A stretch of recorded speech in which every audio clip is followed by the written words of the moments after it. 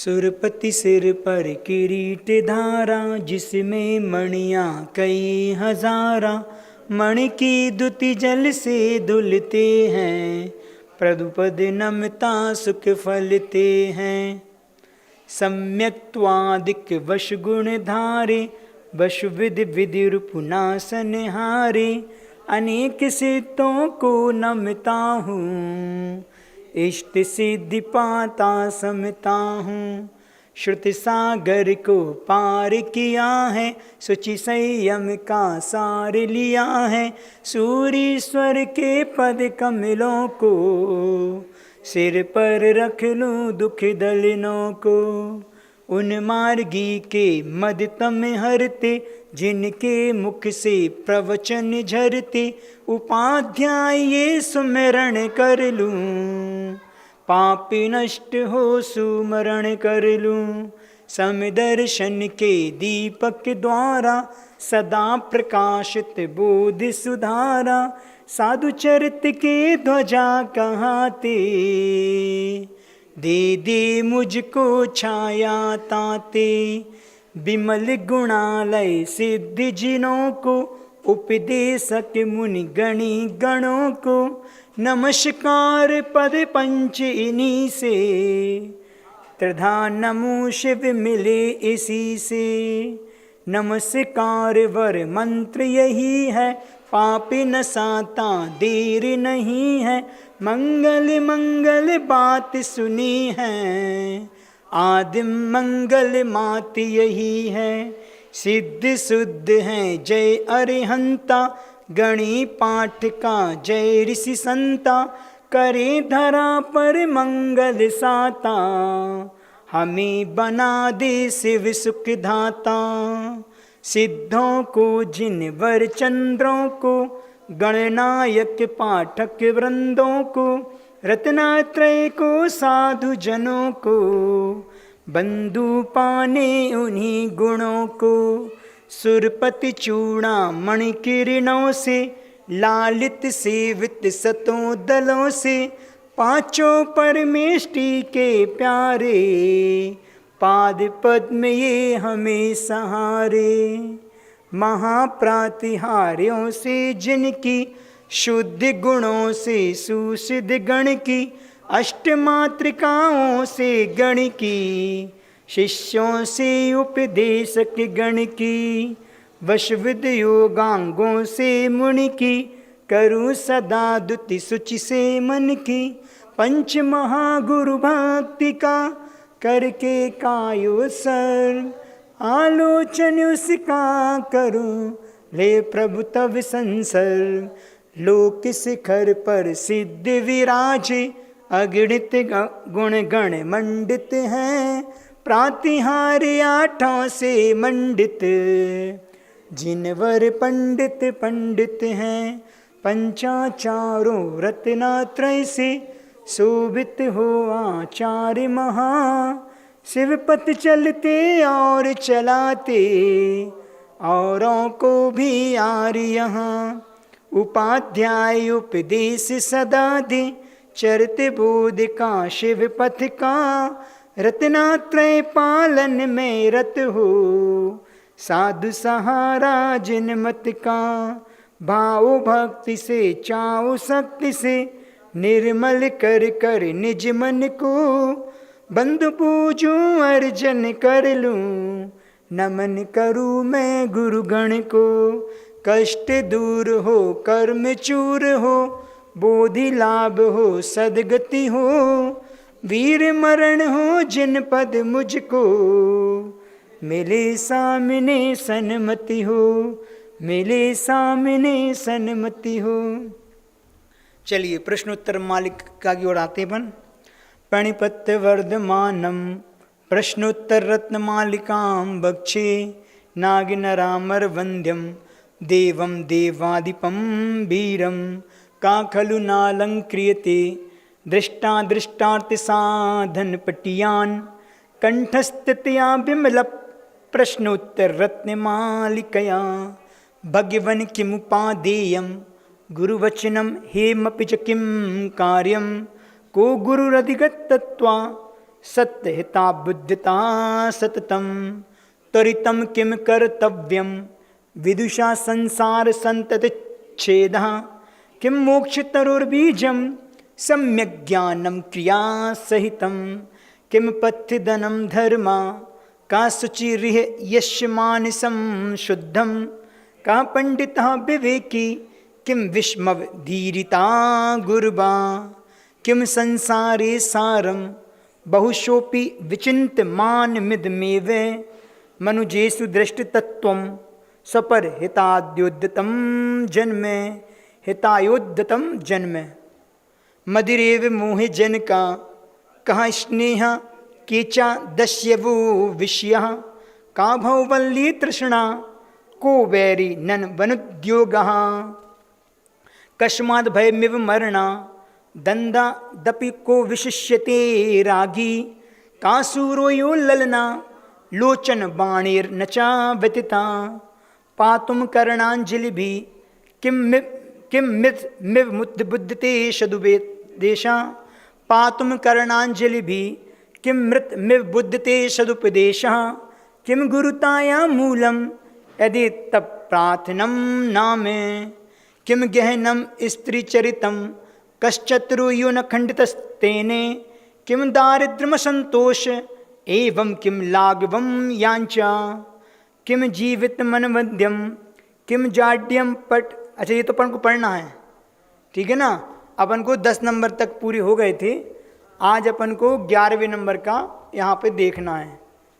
तो कल तक अपन ने क्या पढ़ा था? अपन ने 2-3 क्वेश्चन के आंसर कल पढ़े थे कि गहन है तो स्त्री का चरित्र है जो कोई नहीं जान पाया संसार में, देवता भी नहीं जान पाए, तो मनुष्य की क्या सामर्थ्य है, उसके बारे में बहुत डिस्कस किया था। और फिर वही व्यक्ति चतुर है जो स्त्री के उसके माध्यम से कोई खंडित ना हुआ हो, स्त्री के माध्यम से, मतलब वो भाग्यवान है, या फिर उसकी स्त्री वो पुरुष भाग्यवान है जिसको चरित्र से निर्मल आचरण करने वाली एक स्त्री प्राप्त हुई हो। तीसरा क्वेश्चन पूछा था किम दारिद्रम, दरिद्रता क्या है? तो जीवन में दरिद्रता किसे कहते हैं? असंतोष को। और किम लाघवम, लघुता क्या है?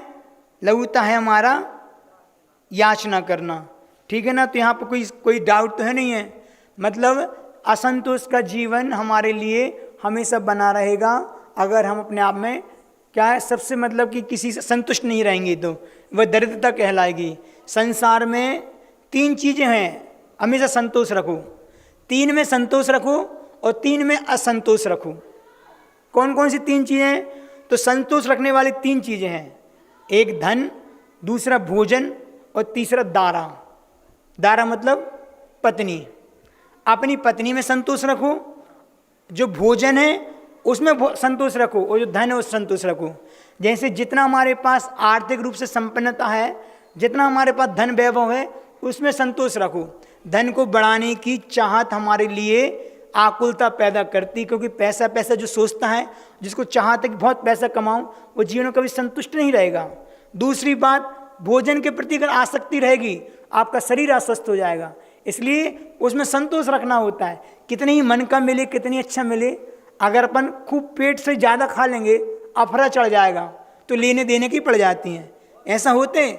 मतलब हिंदुस्तान में एक सर्वे हुआ था, हिंदुस्तान में भुखमरी से तो लोग मरते हैं मात्र 18-20% भुखमरी से, लेकिन ज़्यादा पेट खाने से 40% लोग मरते हैं, ज़्यादा खाने से।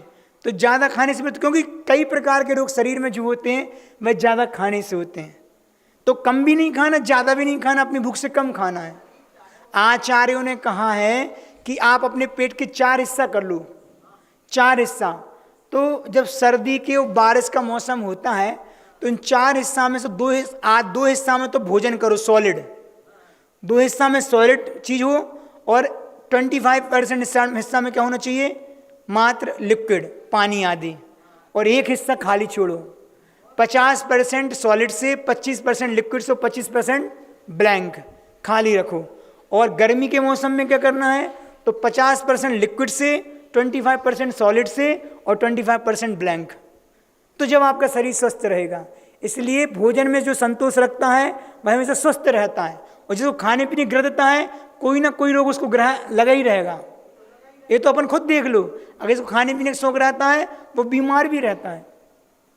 इसलिए उसमें एक अपना संयोजन बना के चलना होती है, हमें कब खाना, कितना खाना, क्या खाना, सभी बातें हैं। नहीं, अब आप अकेले नहीं, सबकी बात बता रहे हैं ना, ऐसे बहुत से होते हैं लोग, ऐसे बहुत से हैं। हम आपको बता दो वो कैसे जाती है। एक साधु थे, अपने ही संघ के साधु थे। अब उनका सारी हरि का त्याग, नव मीठा का त्याग, बता रहे हैं बात, और एक अन्न मात्र लेना है। तो एक अन्न में अब ने रोटी ले ली, तो जो लचका वगैरह उसी कुछ का बनता है ना, तो उन्होंने क्या किया, कुछ नहीं लिया उस दिन अन्न, सिर्फ रोटी और लचका से उन्होंने पूरी रोटी खा ली। अब आप बताओ लचका कितना गर्म करता है, और गर्मी के दिन होंगे या जो से भी दिन हो, तो उनने कम से कम ज़्यादा नहीं, दो जितना भी लचका था, एक तवेली बन के जो बनाया हो छोटी वाली, पूरे लचका से रोटी खा ली। अब वो अंदर जब रोटी खा ली और साथ में खा लिए क्या, और एक कोई चीज़ खा ली थी उसी अन्न की साथ में, तो अच्छा पेट में बहुत ज़्यादा वायु बन गई, जो कुछ भी रहा, खूब पेट उनका टाइट हो गया। खा के तो आ गए, लेकिन आते ही साथ फिर उनने देखा कि मोशंस और वॉमिट, मोशंस और वॉमिट, वो नीचे ऊपर दोनों से 10 तरफ उनको उल्टी होने लगी, और फिर सांस लेने में दिक्कत हुई। पता कराया तो वही कि उनको अफरा चढ़ गया, वो मतलब जो कुछ भी रहा हो, तो बड़ी मुश्किल से ऐसा लगे जैसे प्राण निकल रहे हो, मछली की तरह तिलवलाते हैं। तो ये क्या हो जाता है, कहीं ना कहीं साधु को भी तो सोचना चाहिए कि हम वो चीज़ ले रहे हैं तो कितनी हमारे लिए, शरीर के लिए उपयोगी है और कितना हमें लेना है, क्योंकि वो खार ज़्यादा होता है ना, उसमें खार आदि ज़्यादा होता है, और फिर गर्म भी होता है, और फिर एक एक चीज़ ले ली, उसकी संयोजना में दूसरी चीज़ रहती है ठंडी करने पेट में, तो वो अलग बात होती है। तो ये सारी चीज़ें कहीं ना कहीं उनके लिए, तो देवपन को भोजन में संतुष्टि रखना चाहिए और अपनी पत्नी में संतोष रखना चाहिए, नहीं तो हमेशा दुखी दुनिया में दुखी रहोगे। और असंतोष किस में रखना, 3 चीज़ में असंतोष रखना, कभी उसमें संतुष्ट नहीं होना। सबसे पहला कर्तव्य दान देने में, दान में कभी भी अपन को असंतोष नहीं रखना। दूसरा अध्ययन करने में, स्वाध्याय आदि शास्त्र आदि हैं, इनके अध्ययन करने में हमेशा संतुष्ट नहीं रहना कि खूब पढ़ लिया, नहीं, आगे पढ़ने की, आगे जानने की जिज्ञासा हमेशा बनी रहे, तो हमें रुचि लगती है पढ़ने में फिर। और तीसरी बात है तप करने में। तप करने, हमने कल कहा था कि अपने आचरण के क्षेत्र में देखें हम इससे बेहतर और क्या कर सकते हैं। कभी संतोष नहीं रखना तो अपने आप विकास होगा। तो धन में, भोजन में और पत्नी में संतोष रखो, और दान में, अध्ययन में और तप में कभी संतोष नहीं रखो, मतलब संतोष रखो हमेशा, और पाने की इच्छा होना चाहिए, देने की इच्छा होना चाहिए। तो ये चीज़ अपन ने संतोष के लेकर पढ़ ली। आज अपन 11वें नंबर का पढ़ें, उससे हम शुरू करें। उससे पहले एक बात बता रहे हैं, देखो साधु का स्वरूप है, साधु का जो दर्शन होता है शास्त्रों में ऐसा है कि बहुत दुर्लभ होता है, गुरुओं के दर्शन होना ही बहुत दुर्लभ है। ऐसा भी काल आया है भारत में कि सैकड़ों वर्षों, 200-300 वर्षों तक साधु के दर्शन नहीं होते थे, ऐसा काल भी आया है। और मिलते थे भी तो एक आध कोई ऐसे चलते फिर बहुत बिरले कोई बूढ़े साधु मिल जाए तो मिल जाए, नहीं तो साधु मिलते ही नहीं थे। आज हम सबका सौभाग्य है कि हमें साधुओं की हर जगह उपलब्धि हो रही है।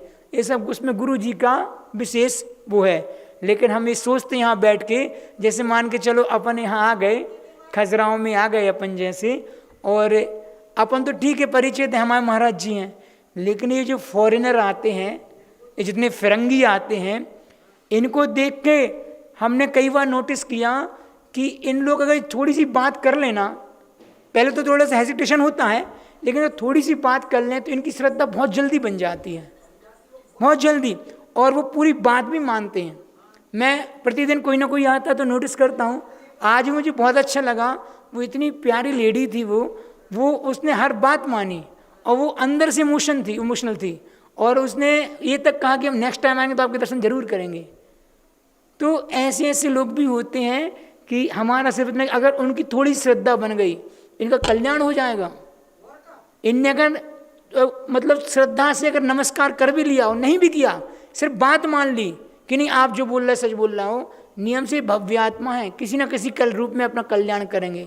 और ये इसके माध्यम से अपने जैन धर्म की प्रभावना तो होती है। यहाँ से वो जाएंगे, अपनी फ़ोटो लेके जाएंगे, यार यहाँ की बात लेके जाएंगे कि हम वहाँ इंडिया में गए थे तो हमें ऐसे लोग भी मिले। वो पूछते हैं कि आप लोग इस प्रकार के नेकेड क्यों रहते हैं, दिगंबर क्यों रहते हैं। तो जब उनसे कहो कि हम लोग का जीवन बिल्कुल बच्चों की तरह होता है, एज ए चाइल्ड, कि जैसे बच्चा वो निर्विकारी होता है ऐसे साधु होता है। मतलब इतना अभ्यास करना होता है अपने जीवन में कि किसी प्रकार के नौकर निमित्त मिले तो अपने अंदर विकारों को उत्पन्न नहीं करना, क्योंकि वहाँ इंटेंशन जाता ही नहीं है। उस जगह उपयोग जाए तो उस तत्संबंधी वो चीज़ आए, तो ये अपने आप साधना, तो उनको बहुत आश्चर्य होता है क्योंकि वो चीज़ समझते हैं। वो कम कपड़े पहनना एक अलग बात है, और पूर्णता इस मार्ग में आके और पूर्ण दिगंबरत्व को प्राप्त करना ये बहुत कठिन होता है। तो जो समझते हैं थोड़ा बहुत भी अगर वो ज्ञान रखते हैं, थोड़े से बुद्धिजीवी हैं, तो वो उनको श्रद्धा भी बनती है, आस्था बनती है, और उनकी सीखने की लग भी रहती है। आज मुझे जो लोग आए वो बहुत अच्छे लगे, 2-3 लोग आए वो सारे अच्छे थे, उन्होंने बात भी मानी और वो यहाँ से भक्ति के द्वारा गए भी। उनको अब हमने जो बुक दी वो पढ़ेंगे उसको और लगेगा कि जैनिज्म क्या चीज़ है। तो ये अपने आप में बहुत दुर्लभ होता है। मतलब साधु का दर्शन मात्र भी सम्यक दर्शन में कारण बनता है। कोई बड़ी बात नहीं, उनकी श्रद्धा बन जाए और कहीं किसी पर्याय में अगर ये भारत में और जैन कुल में उत्पन्न हो गए तो बहुत जल्दी अपना आत्मकल्याण कर सकते हैं। चलिए अपन 11वें नंबर की कारिका लेते हैं। सबसे पहले 11वें नंबर में किम जीवित मन वद्यम, किम जीवित मन वद्यम, बा में दा और या मिला के द्यम, विद्या का द्या, ठीक है ना। किम जीवित मन वद्यम, फिर है किम जाड्यम, जाड्यम, फिर है पाटवे पिनभ्यासा, पिनभ्यासा, पाटवे पिनभ्यासा, बार बार पढ़ने से वो मुख में आ जाएगी। को जागरती विवेकी, को जागरती, जागरती, जो जागरती विवेकी, का निद्रा मूढ़ता जंतु। देखो हम पढ़ें, किम जीवित मन वद्यम, किम जाड्यम पाटवे पिनभ्यास, को जागरति विवेकी, का निद्रा मूढ़ता जंतु। एक बार पढ़ के देख लो, अगर बन जाए तो ठीक है, इसलिए प्रतिदिन अपन पाठ करते हैं कि जाके मुख में वो चीज आए। किम जीवित मन वद्यम, किम जाड्यम पाटवे पिनभ्यास, को जागरति विवेकी, को निद्रा मूढ़ता जंतु। क्या बोल रहे हैं इसमें, समझ लो। किम जीवितम अर्थात जीवन क्या है। क्या प्रश्न पूछा, जीवन क्या है, तो बोल दी अनवद्यम, जीवितम निकलेगा उसमें से, और अनवद्यम माँ में से आ निकलेगा, अनवद्यम अर्थात अनवद्यम जीवन क्या है, तो दोष से रहित होना, दोषों से रहित होना ही जीवन है। जीवन में दोष के साथ है तो वो जीवन किसी काम का नहीं है। तो संसार में जीवन क्या है, तो लिखा अनवद्यम, दूषण रहित होना ये जीवन है। फिर दूसरा प्रश्न पूछा किम जाड्यम अर्थात जड़ता क्या है। जड़ता समझते, जड़ता मतलब जिसमें कोई जान ना हो, है ना, जो जिसके में जीवन रहता है, जिसमें जानने देखने से तो वो जीव होता है, और बाकी सब क्या होता है, अजीब होते हैं। तो अजीब कह लो, जड़ता कह लो, जिसमें चेतना नहीं पाई जाती हो वह जड़ है। तो जड़ता क्या है, पाटवे अपि अनभ्यासा, इसमें से क्या निकलेगा, पाटवे, फिर अपि, फिर या में से आ निकलेगा अनभ्यासा, अर्थात पाटवे मतलब पटु, पटु मतलब चतुर होना। तो चतुर होने पर भी, अपि मतलब होने पर भी, अनभ्यासा अभ्यास नहीं करना, मतलब बुद्धिमान होने के बाद भी, चतुराई होने के बाद भी किसी चीज के लिए प्रैक्टिस नहीं करना, अभ्यास नहीं करना। ये क्या है, जड़ता है हमारी। तुम्हारे पास पात्रता है और तुम कुछ ना करो, तो जड़ता क्या है, उन्होंने लिखा चतुर होने पर भी अभ्यास नहीं करना। और फिर तीसरा प्रश्न है को जागरती, तो को में से अगर अपन को संधि करेंगे तो कहाँ निकलेगा, कहाँ जागरती, अर्थात कौन जागृत है। जागृत समझते ना, मतलब सचेत है, मतलब उसको क्या कहें, अटेंशन में, जागृति मतलब एकदम फुल अटेंडेंस में। तो उसको कहेंगे कौन जागृत है, तो विवेकी, जो विवेकी जीव है, पुरुष है, वह क्या है, जागृत है। और चौथा प्रश्न का उत्तर दिया है निद्रा क्या है ना, का निद्रा, तो नींद किसे कहेंगे, तो जंतु क्या है, मूढ़ता, प्राणी की मूढ़ता, हमारी मूर्खता ही हमारी निद्रा है। जो मूर्ख है वो जागे तो सोए तो बात बराबर है, ठीक है ना, क्योंकि वो जागने पर भी कुछ अच्छा नहीं कर रहा और सोने पर भी उसको कुछ नहीं होना, तो मूढ़ता क्या। ऐसे 4 प्रश्नों के उत्तर दिए। सबसे पहले अपन इसमें समझें क्या, किम जीवितम, जीवन क्या है। आंसर मिला अनवद्यम, अर्थात दूषण से रहित होना ही जीवन है। तो जिसके जीवन में किसी प्रकार का दूषण ना हो, दूषण मतलब कलंक ना हो, जीवन दूषित ना हो, तो जिसके जीवन में कलंक ना लगा हो उसी का जीवन ही जीवन है वास्तव में, या दोष रहित जीना ही जो निष्कलंक जीना कहलाता है। ठीक है ना, हमारे जीवन में दोषों के लिए कोई स्थान नहीं होना चाहिए। निष्कलंक जीवन ही हमारा जीवन कहलाएगा। जिसने अपने जीवन में कलंक लगा लिया या जो दूषित जीवन जीता है, पाप का जीवन जीता है, संसार में उसका कोई स्थान नहीं है। वह व्यक्ति पशु के समान है, उसका जीना नहीं जीना निस्सार है। सार संसार में अच्छे आचरण के साथ जीवन जीने का होता है, लेकिन व्यक्ति प्रायः क्या कहते हैं, पाप का जीवन जीता है और अपने जीवन में कलंक लगा लेता है। आदमी कितने बड़े कुल में उत्पन्न हो जाए, क्या कहा, कितने बड़े कुल में उत्पन्न हो जाए, अगर उसका आचरण नीच है तो वो नीच गोत्री कहलाएगा। ऐसा नहीं कि जैन धर्म में उत्पन्न हो, जैन कुल में उत्पन्न हो गए तो तुम कुछ भी करते जाओ, हम जैनी कहलाएंगे। और कोई ऐसा भी नहीं है कि कोई अगर नीच गोत्र में या नीच कुल में उत्पन्न हो गया तो वो नीच ही बना रहे। हमारे यहाँ 2 प्रकार से व्यवस्थाएं चलती हैं। एक तो यही व्यवस्था चलती है कि जो उच्च कुल में उत्पन्न हुआ वो उच्च कुलीन है, और जो नीच कुल में उत्पन्न नीच कुलीन है। लेकिन एक ऐसी व्यवस्था भी है कि जो उच्च कुल में उत्पन्न हुआ है लेकिन उसका आचरण अगर नीच है तो वो नीच कहलाएगा, और कोई नीच कुल में उत्पन्न हुआ है और उसका अगर आचरण उच्च है तो वो उच्च कुलीन बन सकता है। देखो हम बताएं आपके लिए, जो देव होते हैं वो उच्च गोत्री होते हैं, ठीक है ना। देव कौन होते हैं, उच्च गोत्री होते हैं। त्रेंच और नरक नारकी ये नीच गोत्री होते हैं, और मनुष्य उच्च और नीच दोनों गोत्री होते हैं। ये ध्यान रखना, देव उच्च गोत्री होते हैं, मनुष्य में दोनों गोत्र पाए जाते हैं। त्रेंच और नारकियों में नीच गोत्र होते हैं। लेकिन जो त्रेंच नीच गोत्री होकर भी अगर सम्यक दर्शन प्राप्त करके अगर व्रतों का पालन करता है तो उसका गोत्र पड़ जाता है, वो उच्च गोत्री हो जाता है। ऐसे हाँ हाँ हाँ, अभी जो जिस शांत हुआ है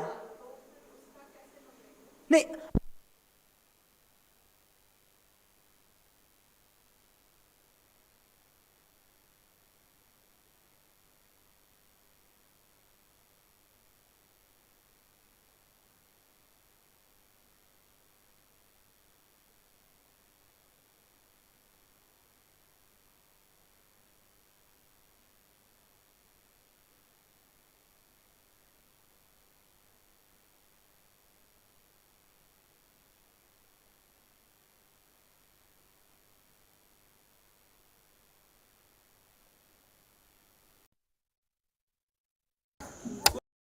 परिणाम दे उसका वो पकड़े। लेकिन ये बात पक्की, त्रेंचों में इस प्रकार होते हैं। एक गाय की कहानी आती है। एक गाय की कहानी थी कि किसी परिवार में उसने अपना पूरा जीवन निर्वाह किया, ठीक है ना, पूरे जीवन मतलब उसने कई बच्चे दिए और रही। अब उसका जो मालिक था एक बार सुबह उनसे बोला आवाज ना आए। एक बार क्या हुआ कि नहीं कुछ अच्छा, एक बार क्या हुआ कि उस गाय को अब बहुत समय हो गया तो बूढ़ी हो गई, और उसका मालिक चाह रहा था इसको एक बार और बच्चा हो जाए। तो बच्चे के लिए वो ले जाते ना बैल के पास, सांड के पास, तो वो जाना नहीं चाह रही थी। तो क्या हुआ कि अब वो जाना नहीं चाह रही थी, तो उसने जो मालिक था वो उसको पता नहीं, तो एक रात सपने में उसको आया कि वो गाय बोल रही है कि तुम मुझे दोबारा इस प्रकार काम मत कराओ, अब मैं बच्चे के लिए नहीं जन्ना चाहती। तो उसने उसको लाइटली लिया कि एक कोई बात हुई, उसको सपना दे क्या, लेकिन वो नहीं माना। वो ने कि अगर तुम नहीं मानोगे तो मैं अपने प्राण दे दूंगी। तो उसने नहीं माना, ले गया। तो उस गाय को वहाँ से वो छूटी और सीधी उसी घर के कुएं में जाके नीचे गिर गई और मर गया। तो ये बात सपना दे के वो आई थी, उसको बाद में विश्वास हुआ।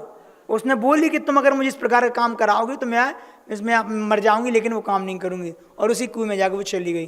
तो कहीं ना कहीं उनके अंदर भी संवेदना, वेदना, समझना सब कुछ होता है। तो अगर वो सम्यक दर्शन को प्राप्त कर लें, मतलब तो उनका गोत्र जो उच्च गोत्री हो सकती हैं वो।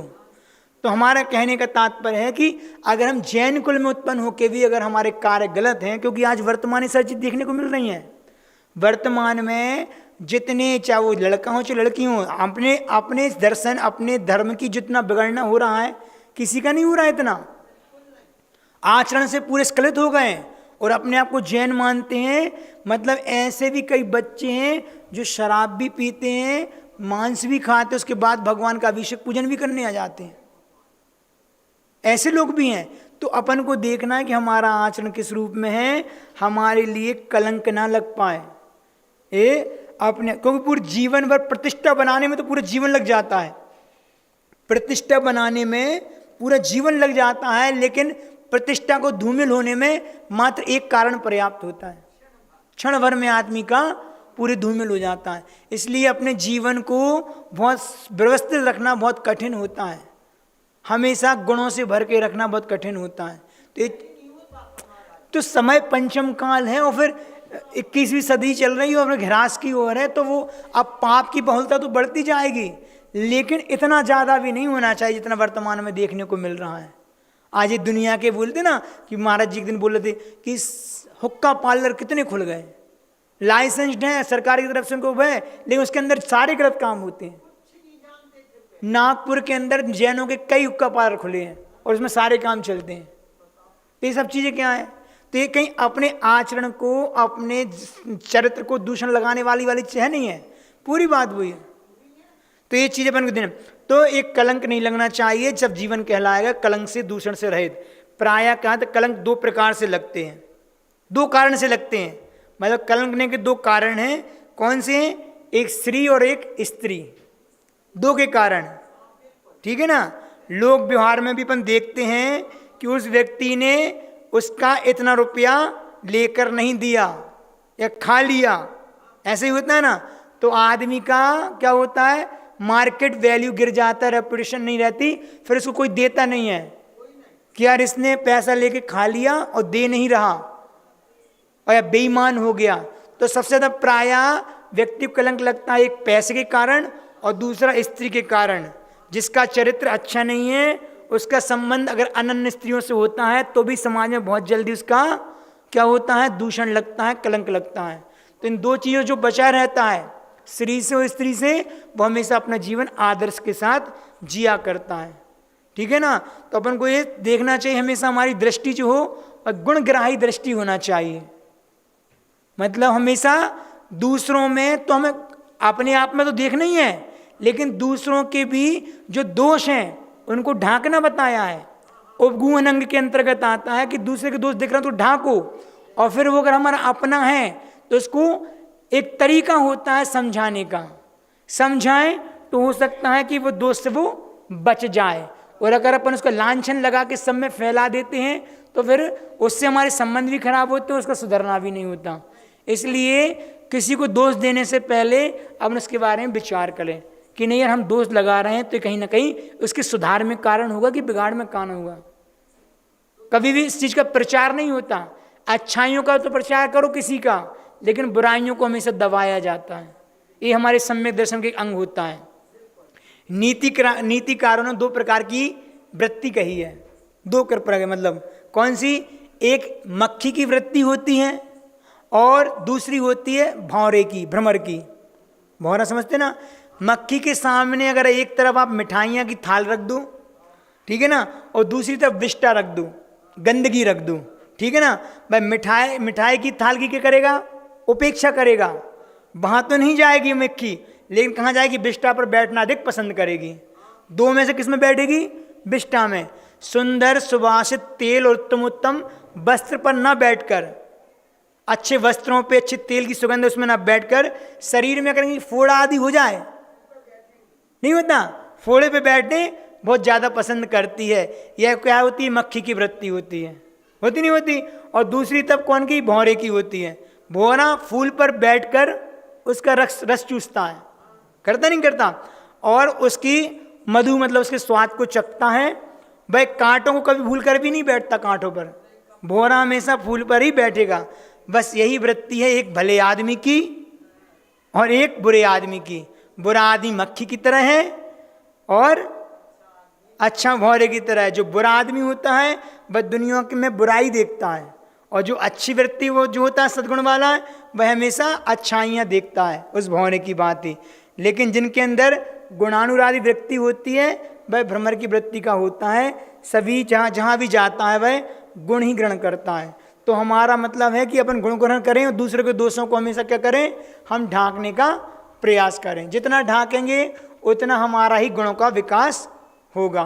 तो एक गुण ग्रहण की दृष्टि हमारे अंदर होना चाहिए। और एक सूत्र भी आता है, एक सूत्र आता है 6वें अध्याय में आता है, सेकंड लास्ट है मेरे ख्याल, कौन सा, प्रात्म निंदा प्रशंसे सद सद गुणोच्च छादनोत भावने च नीचर गोत्रस, है ना। इस सूत्र का अर्थ क्या है, पर की निंदा और आत्म प्रशंसा। दूसरों की तो निंदा करेंगे जहां और अपनी प्रशंसा करेंगे। और सद सद गुणोच्छादनोद मतलब जो दूसरों के विद्यमान जो दोष हैं उनको तो ढांकना, और जो अविद्यमान है जो नहीं है उनको उजागर करना। चार नीचे वृत्ति, यह नीचे वृत्ति है, मतलब नीच गोत्र में कारण है। मतलब जो व्यक्ति अपनी प्रशंसा करता है, दूसरों की निंदा करता है, जो दोष उसमें नहीं है वो तो उजागर कर रहा है, और जो दोष हैं उनको ढांक रहा है। तो ये किसके नीच गोत्र में कारण होता है। मतलब अगर अपन ये सब कार्य कर रहे हैं वर्तमान में तो हम नीच गोत्र का बंद कर रहे हैं। और एक बात ध्यान रखो, हम मनुष्य कुल में उत्पन्न हुई, जैन कुल में, तो कौन से गोत्री हैं, उच्च गोत्री हैं, है ना। तो पूर्व में हमने क्या किया है, आत्मनिंदा पर प्रशंसा, है ना। अरहंत आदि में भक्ति, ये भी आया है।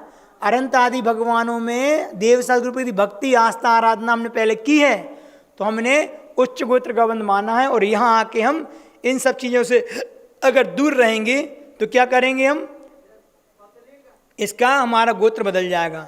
तो कलंक का जीवन कोई जीवन नहीं होता। अपने जीवन में कोई न दूषण होना चाहिए, न कोई दूसरों में दूषण लगाना चाहिए, किसी का भी अब बात नहीं करना चाहिए। दूसरे के दोष दिखें तो ढांकने का प्रयास होना चाहिए, और अपने जीवन में कोई दोष हो तो उन्हें बाहर निकाल के दूर करना चाहिए, ताकि हमारा जीवन अच्छा बने। देखो ध्यान रखो, किसी के पास अगर दोषों वाला जीवन है, जैसे मन कोई अगर पूरा व्यक्ति काला है, पूरा उसका शरीर काला है, तो उसके अगर शरीर पे एक सफ़ेद दाग हो तो वो सफ़ेद दाग कैसा देखा जाता है, वो अच्छी नज़र से नहीं देखा जाता, वो बुराई के रूप में देखा जाता है। लेकिन कोई गोरे व्यक्ति के अंदर अगर एक काला तिल हो या कोई सा दाग हो या मसा हो तो वो क्या उसकी सुंदरता में चार चांद लगा देता है। तो इसका क्या तात्पर्य हुआ कि अगर कोई व्यक्ति बुरा है, पूरा जीवन बुराइयों का जीता है, वैष्णव के साथ जीता है, उसमें अगर एक आध अच्छाई है ना तो वह अच्छाई उसकी ढक जाती है। और कोई व्यक्ति अगर बहुत अच्छा है, पूरा जीवन अच्छे जीता है, बहुत से गुण है उसके अंदर, अगर एक आध दोष है उसके अंदर तो वो दोष भी उसका क्या है, हाँ, गुणों के अंदर वो एक अपनी अलग पहचान बना लेता है, उससे और की शोभा बढ़ जाती है। उन्होंने लिखा है चंद्रमा होता है, चंद्रमा अपने आप में सुंदर होता है, लेकिन एक आध दाग होता है चंद्रमा में तो उसकी सुंदरता में चार चांद लगाने में काम करता है। ऐसे ही हमारे साथ होना चाहिए कि इतने अच्छे गुणी व्यक्ति बने कि अगर एक आध दोष भी है तो वो मेरी सुंदरता को दर्शाने वाला हो, वो गुणों में शामिल हो जाए। तो ऐसा जीवन हमारे लिए जीना चाहिए। तो कलंक अपन ने दो प्रकार के पढ़े हैं, एक स्त्री का और एक स्त्री का। और कलंक लगने के कारण क्या है, तो सबसे बड़ा कारण तो है कि अगर जैसे किसी को अपमान हो रहा है, ऐश कीर्ति है, तो इसमें पूर्व कर्म के उदय से, ठीक है ना, पूर्व कर्म के उदय के आने पर कलंक लग जाता है। किसको लगा कलंक, जैसे सुदर्शन सेठ को लगा। कहानी सुनी, बहुत प्यारी कहानी है। अंजना सती को लगा, सीता को पढ़, सबको। तो अगर आप लोग का तो सुना दें हम कहानी, लेकिन समय हो गया है नहीं। मतलब कैसे सुदर्शन ने अपने जीवन को मतलब कलंक से रहित बनाया। कलंक तो लगा, लेकिन आदमी का आचरण और उसके अंदर की जो वो रहती है धर्म के प्रति आस्था, वो कभी परेशान नहीं होता, कभी उसकी हार नहीं होती। तो कहते हैं कि सेठ सुदर्शन था जो वह एक अनुव्रती श्रावक था, ठीक है ना, अणुव्रतों का पालन करता था, पंचम गुणस्थान था, व्रतों के साथ जीवन जीता था। वह बहुत सुंदर थे, शेष कामदेव थे वो, तो अतीव सुंदर थे और लावण्य से युक्त थे। उनका चेहरा बहुत चमकता था। पूरे पाटलिपुत्र में अर्थात पटना जो वर्तमान उसको पाटलिपुत्र बोलते हैं, में उन जैसा रूपमान कोई नहीं था। वे जितने रूपमान थे उतने ही विवेकी और साधक भी थे। अकेली बाहर से सुंदर नहीं थे, साधक विवेक मतलब अंदर से भी वो सुंदर थे। वहाँ की रानी जो थी उनके रूप पर मुग्ध थी। ये तो सेठ थे, लेकिन राजा की रानी पाटलिपुत्र की उनके ऊपर पर मुक्त थी, कामासक्त थी उनके ऊपर। तो एक बार उसने छल से उन्हें अपने राज दरबार में बुला लिया, अपने पास बुला लिया। एक वो अभी बात बता तो रहे हैं, आगे तो बढ़ने दो।